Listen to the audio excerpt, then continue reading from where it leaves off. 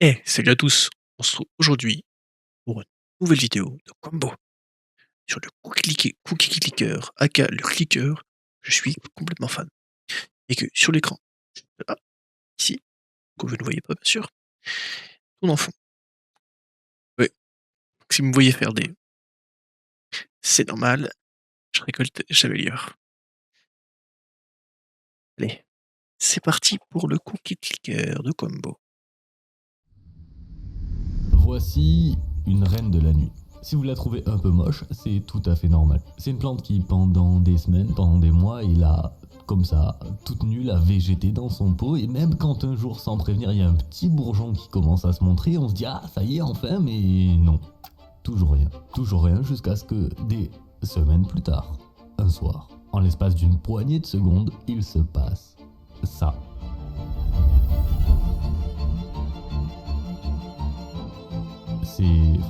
C'est sincèrement juste trop beau, mais... Et si on en faisait un cookie? Et si le pot dans lequel elle a poussé, on en faisait aussi un cookie? La maison dans laquelle elle a poussé, cookie? Le pays dans lequel, cookie? La planète, cookie? Galaxie, cookie?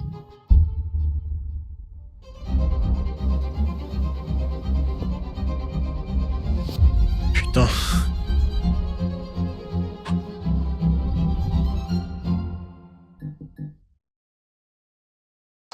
De lancer une petite partie de Cookie Clicker.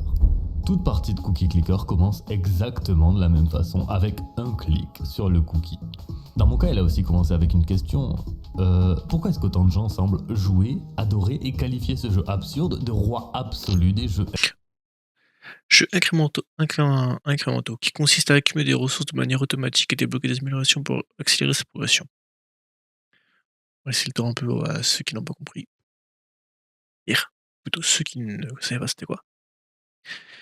Normalement, il y a assez de temps. Incrémentaux, je sais pas. Mais on clique une fois de plus et on possède désormais 2 cookies. Après 15 clics, on a suffisamment de cookies en stock pour acheter un curseur qui lui va cliquer automatiquement pour nous une fois toutes les 10 secondes. La production de cookies est donc de 0,1 CPS, 0,1 cookies par seconde. De temps en temps, un cookie doré apparaît à l'écran. En cliquant dessus, une de ces améliorations temporaires va se déclencher, mais en dehors de ça... Freezy, c'est le meilleur. Sur le cookie, alors on clique sur le cookie.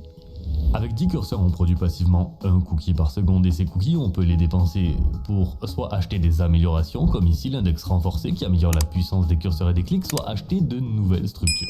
En l'occurrence pour 100 Les cookies, grands-mères. on peut acheter notre première grand-mère. Elle s'appelle Edna, elle a 92 ans et elle produit à elle seule un cookie par seconde, c'est plutôt très fort. Alors on en achète une deuxième, puis une troisième, puis une dixième et quelques minutes plus tard, on a assez de cookies pour investir dans la troisième structure, la ferme à cookies. Voilà, là avec ça, vous avez la boucle de gameplay quasi complète de Cookie Clicker pour les 50 prochaines heures. C'est la spirale méga satisfaisante du cliquer, améliorer, acheter, cliquer, améliorer, acheter, cliquer, améliorer, acheter. À chaque Oui, nouvelle je viens acquisition, le taux de cookies d'améliorer par mon seconde va cookie augmenter, clicker. ce qui va permettre de faire de nouvelles acquisitions qui vont à leur tour venir augmenter le CPS pour pouvoir faire de nouvelles acquisitions toujours plus rentables que les précédentes mais aussi toujours plus absurdes. Parce que ça commence avec des banques à cookies, puis des temples pour vénérer le dieu cookie, des tours remplies de cookie mage et jusqu'à transformer l'or en cookie, l'antimatière en cookie, la... Moi, j'en suis au tour de mage. Et bientôt, c'est... non. Bientôt, Des tours c'est... remplis de cookie mage Là, j'en et suis jusqu'à là. transformer l'or en cookie, l'entemple Non. pour vénérer le dieu cookie, des Et... tours remplis de cookie mage et jusqu'à transformer... Moi, c'est juste le passage là, juste après, là. Entre labo et... C'est les cargaisons. J'en suis aux cargaisons. C'est les cargaisons. Avec fusée, tout ça. Celui-là. Et après, c'est le labo.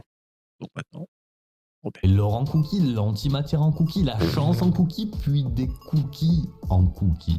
Au bout d'un moment, on va finir par débloquer la console JavaScript qui permet de créer des cookies à partir du langage dans lequel le jeu a été développé. On va aller chercher des cookies dans des univers parallèles, créer des machines capables de produire des cookies par la seule force de leur pensée et finalement, on va se dupliquer nous-mêmes pour que réellement tout soit cookie. Et lorsque nos forts sympathiques grand-mères, épuisées à bout de force, vont se rebeller et s'unir dans un amas de chair que j'ai franchement pas envie de décrire, lorsqu'elles vont faire s'abattre sur nous des immondes rideux qui vont venir mordiller la production de CPS et transformer les cookies dorés en cookies de la colère, même là, rien n'arrête la production de cookies. Même là, on va trouver le moyen de produire encore plus de cookies. L'ascension. L'ascension, ça consiste à perpétuellement détruire l'univers tout entier pour notre propre profit. À chaque ascension, on va gagner un bonus permanent de production et pouvoir acheter des améliorations, elles aussi permanentes. C'est des améliorations généralement passives, à l'exception de ce gars-là, Crumbler, le dragon cookie, qui offre de choisir entre 2 bonus différents pendant la partie. Mais l'idée globalement, c'est que à chaque ascension, on va démarrer une nouvelle partie dans laquelle on va produire encore plus de cookies que la précédente, et ce jusqu'à la prochaine ascension qui elle-même permettra de produire encore plus de cookies. En fait, concrètement, après avoir fait ça quelques jours, quelques semaines, on va se retrouver face à un montant de CPS qui va commencer à ressembler à un nombre dont on ne soupçonnait même pas l'existence avant. Et jusqu'à ce que plus grand chose en fait. Parce que c'est aussi ici que la routine va commencer à s'installer. Et c'est une routine agréable. L'être humain aime naturellement voir un nombre grossir. Il y a une petite décharge de dopamine tactique qui vient titiller notre cerveau à chaque nouveau palier franchi. C'est normal. D'ailleurs, si vous pouviez cliquer sur ce bouton-là pour faire grossir ce nombre-là, ce serait extrêmement Si vous pouviez cliquer sur le mien aussi, très sympa. Allez, promets. sympa de votre part, mais en réalité, c'est aussi là qu'on ne progresse plus vraiment dans Cookie Clicker. Ou alors très très lentement. Toutes les 24 heures, il y a un morceau de sucre qui va s'affiner. Et ce morceau de sucre, on va pouvoir le dépenser pour améliorer le niveau d'une de nos structures. Pour la très grande majorité, ça va juste légèrement améliorer le pourcentage de production de la structure, mais pour 4 d'entre elles, c'est différent. La première structure spéciale, c'est le jardin. Un mini-jeu de plantation et de récolte de différentes fleurs qui ont toutes des effets différents, mais qui sont toutes globalement des variantes de plus de cookies pour plus de cookies. La seconde, c'est le marché boursier. Classique, on va chercher à acheter au plus bas. Oh, on est où, c'est le Bitcoin là? Et à revendre au plus haut pour maximiser nos profits. On peut aussi acheter des courtiers pour réduire les frais de transaction et y sacrifier des curseurs en échange de prêts qui eux vont temporairement augmenter notre production de cookies avant d'y infliger une pénalité. La troisième structure spéciale, c'est le temple qui lui permet de choisir entre 3 divinités à vénérer pour obtenir différentes améliorations, et la quatrième, c'est le grimoire qui lui nous laisse lancer des sorts en échange de mana qui se régénèrent petit à petit. Ces 4 mini-jeux dans le jeu, ils peuvent occuper notre attention au moins un petit peu si on veut continuer de jouer activement à Cookie Clicker, mais en réalité, c'est surtout ici que le jeu devient réellement un idle game, c'est-à-dire un jeu qui se joue sans que votre présence soit vraiment nécessaire. Avec des améliorations célestes comme Lucifer et Chimère qui maintiennent la production de cookies pendant 7 jours et 8 heures après avoir fermé le jeu, c'est carrément le jeu qui nous pousse à ne plus y jouer, à simplement se connecter de temps en temps pour constater notre incessante production de cookies et puis se connecter de moins en moins souvent et jusqu'à ne plus se connecter du tout. Ce moment, c'est le moment où 99% des gens qui ont touché à Cookie Clicker vont arrêter de jouer à Cookie Clicker, sans se rendre compte qu'en réalité, c'est précisément ici que le jeu commence. En fait, il reste un élément dont je ne vous ai pas encore parlé, le lait. Le lait, c'est une ressource secondaire qui va booster la productivité des cookies en fonction du nombre de succès que vous avez débloqués. Le lait, je suis le laitier. Ce que ça signifie, c'est que Cookie Clicker fait partie de ces jeux où les succès sont une mécanique intégrante du jeu. En fait, les succès, c'est le jeu. Et c'est bien ici que les problèmes commencent, parce que des succès, il y en a 637. Bon, en réalité, sur les 637, la très grande majorité sont soit liés au temps passé à jouer, soit à de la chance pure, soit à obtenir un certain montant d'une certaine chose sur laquelle on n'a réellement aucun pouvoir d'action direct. Donc après avoir aussi retiré les 27 Shadow Achievements qui eux ne comptent juste pas pour augmenter la puissance du lait, et entre nous heureusement, ça nous laisse avec tout de même 80 succès qu'il est possible de compléter. 80 succès qui vont se présenter avec un très agréable « Bonjour, je suis là pour ruiner ta vie ». Parce qu'après avoir accompli tous les succès un peu aléatoires comme renommer sa pâtisserie, cliquer 50 fois sur le bandeau d'actualité ou trouver le mini cookie caché dans les menus, après avoir caressé un riz de 50 fois et en avoir éclaté 200, après avoir cliqué sur plus de 777 cookies dorés, effectué l'ascension 100 fois et débloqué pratiquement toutes les améliorations célestes, après avoir trouvé le moyen de cliquer très vite et lancer 999 sorts tel Monsieur Potter sous Ecstasy, après avoir appris le fonctionnement réel d'un marché boursier pour réussir à produire une journée entière de CPS en une seule vente, et après avoir passé des semaines à récolter plus de 1000 plantes et subi cette souffrance montoyesque qu'a été de débloquer toutes les graines du jardin et leur stupide mutation plus complexe que la phytogénétique de la vraie vie, après des centaines et des centaines et des centaines d'heures de jeu, on ne peut plus avancer. On a fini 100% de ce qu'il est possible de finir en jouant activement à Cookie Clicker. Et pourtant, curieusement, il reste encore des dizaines de succès non complétés. Alors on va faire ce que toute personne sensée ferait, on va dans la liste des succès, on va tout en bas de cette liste et on regarde ce qui nous y attend. Fabriquer un Trévigentillion de cookies en une ascension. Un Trévigentillion, ça peut pas être si horrible que ça. À ce stade, on fabrique déjà des cookies dans toutes les dimensions, de toutes les temporalités, de chaque univers parallèle, et avec un CPS de plus de 180-70 décillions, il va pas falloir tant de temps que ça pour arriver au Trévigentillion. Si. Erreur. Lourde erreur. C'est le problème avec ces gros nombres-là. On est si peu habitué à les voir. On n'a tellement aucune idée de ce que ça représente qu'on se rend compte de rien à moins de réellement faire le calcul. Et le calcul le voici. Avec 184 174,70 décillions de cookies par seconde, on aura fabriqué un Trévigentillion de cookies. De base, c'était juste un clicker, hein. De base, hein. De base, c'est censé juste être un clicker. Qui est le fou qui a créé ça? Qui est le fou qui a créé ce truc? Cookies dans 172. 172 quoi? Millions d'années. Millions d'années? Alors, j'ai un penchant pour les jeux cruels. Je crois que tous ceux qui me connaissent au moins un petit peu le savent. D'ailleurs, les 2 seules fois où j'ai parlé de jeux vidéo sans savoir. Ah, pour petit aparté, pour ceux qui vont voir, il y aura sûrement des lives. Je vais sûrement faire un des petits lives sur Fireliner. Le 1 et le 2. 1 et le 2. En live. Et je posterai sûrement ici les rediffs. Plutôt les épisodes. Pour ceux que ça intéresse. Avoir réellement d'histoire particulière à raconter, juste sur Boïd. Parler d'un jeu parce que je le trouve cool. C'était 2 jeux assez largement considérés comme très cruels, mais là, juste ne pas avoir assez d'heures restantes à vivre pour pouvoir finir le jeu, putain. Ça a rien de fun en fait.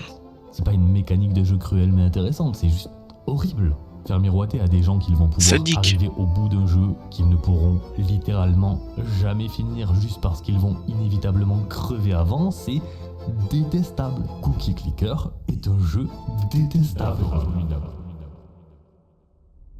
À part si depuis le début de la partie, Cookie Clicker nous fait croire qu'il est un stupide jeu au lore aléatoire dans lequel on clique simplement sur un cookie, alors qu'il est en réalité un stupide jeu au lore aléatoire dans lequel on clique simplement sur un cookie, mais aussi beaucoup plus que ça. À part si ça fait des centaines d'heures que Cookie Clicker nous fait croire qu'il est un idle game et que ça fait des centaines d'heures que Cookie Clicker nous ment.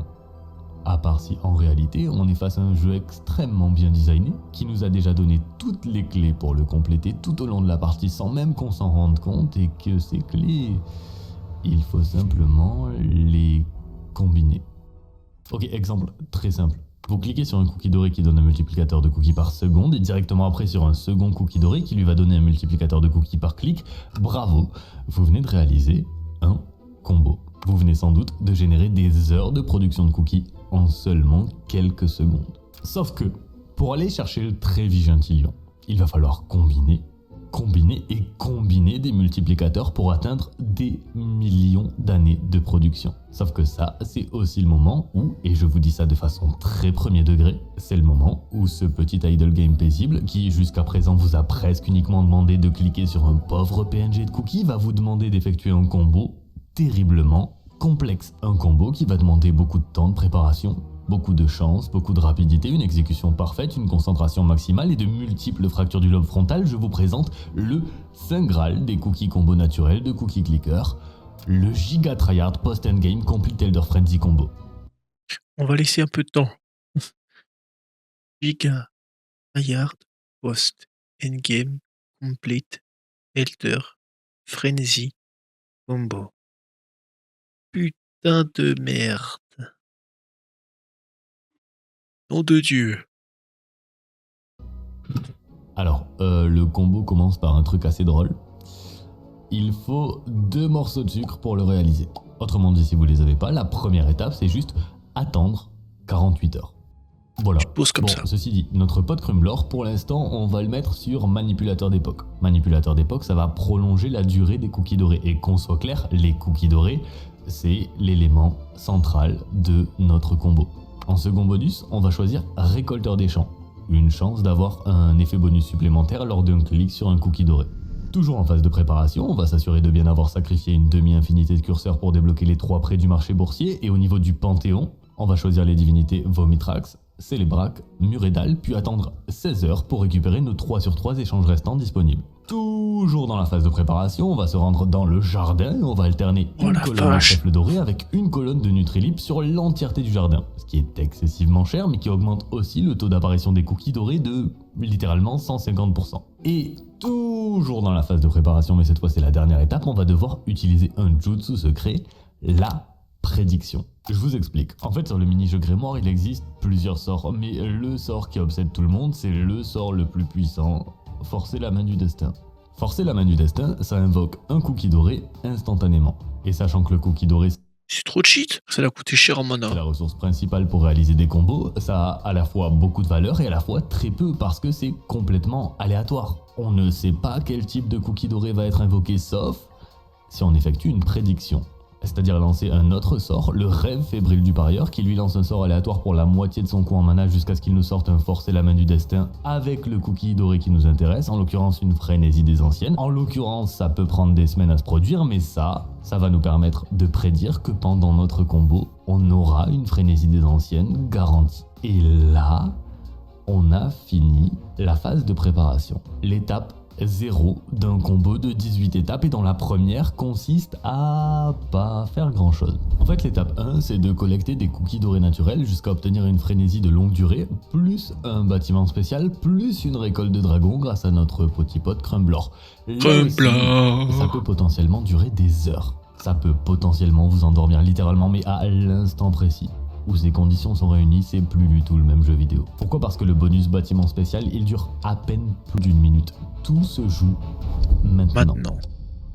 Étape 2, on n'a plus besoin de génération naturelle de cookies dorés, donc on va récolter toutes nos plantes et rapidement replanter full moustafleur pour maximiser l'effet du lait. Étape 3, on va échanger le récolteur des champs pour appétit radieux et prendre un gros x2 sur notre production de cookies. Étape 4, on va placer Godzamok dans le premier emplacement du Panthéon. Son effet à Godzamok, c'est d'augmenter la puissance des clics de 1% par structure vendue. Vous vendez, 2000 usines, vos clics seront 2000% plus puissants. Étape 5, c'est la grande magouille du grimoire. C'est-à-dire lancer notre premier forcer la main du destin qui sera une frénésie des anciennes puisqu'on l'a prédit, puis très rapidement. Quand on y pense, hein, il a dû faire ça, je sais pas combien de fois. Là, c'est pas fast try, hein. Ville, il faut au moins une trentaine de fois. Vendre presque toutes nos tours de mage, ce qui va réduire la barre maximale de mana jusqu'à pouvoir lancer un second forcer la main du destin, racheter un très grand nombre de tours, utiliser un morceau de sucre qui va remplir l'intégralité de la barre de mana, et nous permettre de lancer un troisième forcer la main du destin et à nouveau tout vendre pour un quatrième. Si vous avez bien suivi, ça fait 4 cookies dorés en une seule grande magouille, mais pas le temps de se féliciter, on n'est qu'à l'étape 6. Maintenant, on va activer le permutateur doré, prendre tous les prêts du marché boursier, présélectionner l'aura fortune de dragon, ramasser tous les cookies dorés naturels, puis tous ceux générés par forcer la main du destin jusqu'à obtenir une frénésie de clic et prier pour que ça se produise, sinon c'est retour à l'étape 0, appuyer sur entrée pour valider l'aura fortune du dragon, activer la frénésie sucrière pour un morceau de sucre, changer le manipulateur d'époque en souffle de lait, puis cliquer sur le cookie doré qu'on avait prédit 14 étapes plus tôt, étape 15 placer au bord dans le second emplacement du Panthéon, étape 16 vendre tous les bâtiments possibles pour activer Godzamok, étape 17 remplacer Godzamok par Mocalcium, étape 18 accordez-vous une milliseconde pour repenser à cette fleur un peu maigrichonne qui végète pendant des jours, des semaines, des mois, qui vous accorde pas beaucoup plus qu'un petit bourgeon et quelques miettes de satisfaction, une boucle si longue, si lourde, si lente, pour finalement qu'en seulement quelques secondes d'une absurde complexité, l'éclosion finale puisse avoir lieu. Étape 19, cliquez.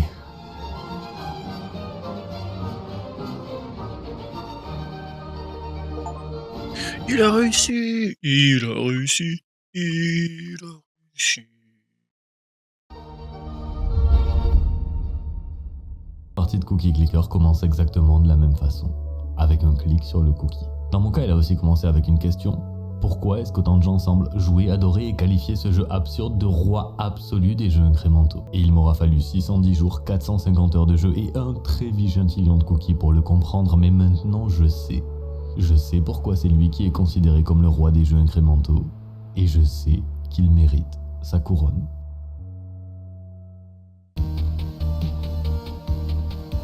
Le retour de qualité sont.